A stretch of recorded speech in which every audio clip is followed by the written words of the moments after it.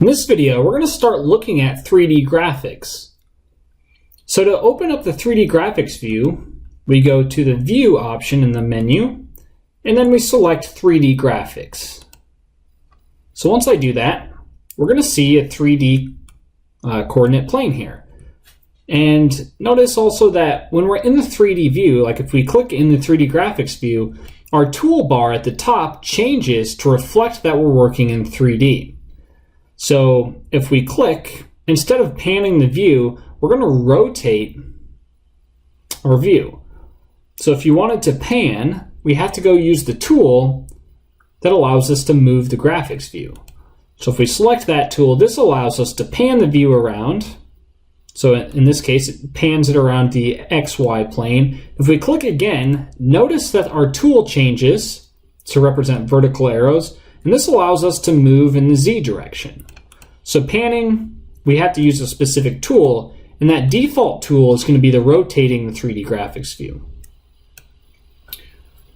Okay, so a lot of the 3D graphics behaves in a way that's pretty predictable. So if I use my input bar and I do A equals, I'm going to create a point named A. We'll do the X coordinate 1, Y coordinate 2, and then I'll just make the Z coordinate 3.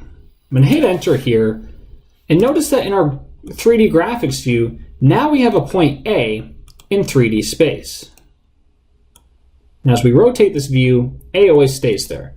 So if I select the move tool, I can click on A, and when I do this, I can drag A around in the XY direction.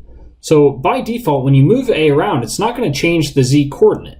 We're going to have to click on A again until we see these vertical arrows, and that allows us to move A in the Z direction. This is how GeoGebra allows you to change A in 3D space. Okay, so now one thing we're going to notice is I'm going to move A in the Z direction until A has a Z coordinate of 0. Now if A lives in the XY plane or has a Z coordinate of 0, it's going to show in the graphics 1 window by default. So now I can drag A in the graphics 1 and notice that it's moving in the 3D graphics. But as soon as I take A and I move it upwards, it's going to disappear out of the graphics 1 view. Okay, so a lot of the 2D commands that you can imagine having 3D analogs do. So for example, I'm going to create another point, B equals 2, 2, 2. So now I've got another point B that's in my 3D graphics view. Now you can imagine creating a segment between A and B. So I'm just going to go to my input bar, we'll say seg equals, and then we'll just use the segment command that starts at A and ends at B. Now if I hit enter, now we see that we've got the segment between A and B. Even though A and B are in the graphics view, we can still easily create a segment there, just like we would have done in the two-dimensional graphics.